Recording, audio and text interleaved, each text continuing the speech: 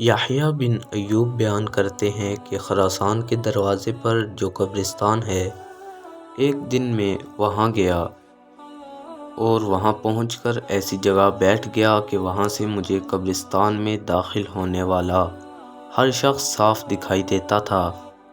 میں نے دیکھا کہ ایک شخص قبرستان میں داخل ہوا، اس حالت میں کہ اس نے اپنا منہ سر چھپایا ہوا تھا اور وہاں ادھر ادھر گھومنے لگا۔ وہ کوئی قبر کوٹی ہوئی یا زمین میں دنسی ہوئی دیکھتا اور وہاں کھڑا ہو جاتا اور اسے دیکھ کر رونے لگ جاتا۔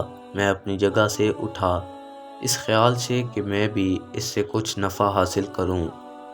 میں جب اس کے قریب پہنچا تو وہ سعدون تھے اور وہ حضرت عبداللہ بن مالک کے قبرستان کی ایک جھونپڑی میں بیٹھا کرتے تھے۔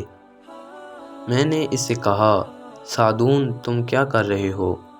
انہوں نے کہا کہ اے یحییٰ، کیا تمہارے پاس وقت ہے کہ ہم دونوں بیٹھ کر ان خاک شدہ جسموں کی حالت پر روئیں، اس سے پہلے کہ ہمارے جسموں کے ساتھ بھی یہی معاملہ ہو اور ان پر رونے والا بھی اس وقت کوئی موجود نہ ہو؟ پھر انہوں نے کہا کہ اے یحییٰ، اللہ کے روبرو قیامت کے دن رونے سے یہ زیادہ بہتر ہے کہ جسموں کے خاک ہونے کا منظر یاد کر کے ہم اس وقت روئیں۔ اس کے بعد کہا، اے یحییٰ، وَإِذَا الصُّحُفُ نُشِرَتْ، اور جس وقت کے اعمال نامے کھولے جائیں گے۔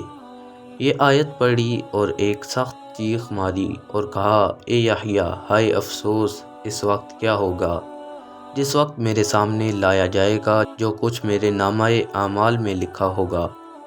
یحییٰ کہتے ہیں کہ اس موقع پر میں ان کی یہ حالت دیکھ کر مارے دہشت کے بے ہوش ہو گیا۔